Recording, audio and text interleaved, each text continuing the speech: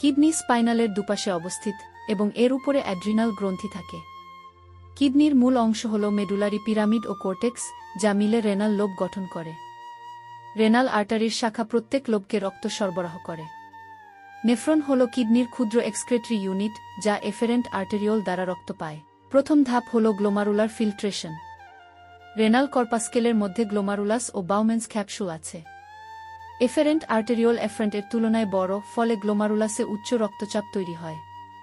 এই চাপ পানি, বর্জ্য পদার্থ, অ্যামিনো অ্যাসিড, গ্লুকোজ, সোডিয়াম ও ক্যালসিয়াম রক্ত থেকে বাউমেন্স ক্যাপসুলে ঠেলে দেয়। বড় পদার্থ যেমন প্রোটিন ও লাল রক্তকণিকা রক্তে থাকে। দ্বিতীয় ধাপ হল টিউবুলার রিঅ্যাবসর্পশন।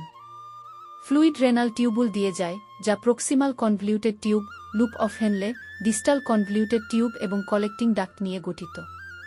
এখান থেকে গ্লুকোজ, অ্যামিনো অ্যাসিড, সোডিয়াম ও ক্যালসিয়াম রক্তে ফেরত চলে আসে। পানি অসমোসিসের মাধ্যমে রিঅ্যাবসর্ব হয়। শেষ ধাপ হল টিউবুলার সিক্রিশন। ডিস্টাল কনভলিউটেড টিউবগুলো বর্জ্য পদার্থ, অতিরিক্ত হাইড্রোজেন এবং পটাশিয়াম রক্ত থেকে টিউবের মধ্যে ফেলে দেয়।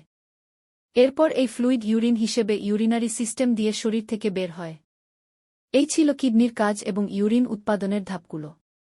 বডি সেন্স বাংলা চ্যানেলটি সাবস্ক্রাইব করতে ভুলবেন না।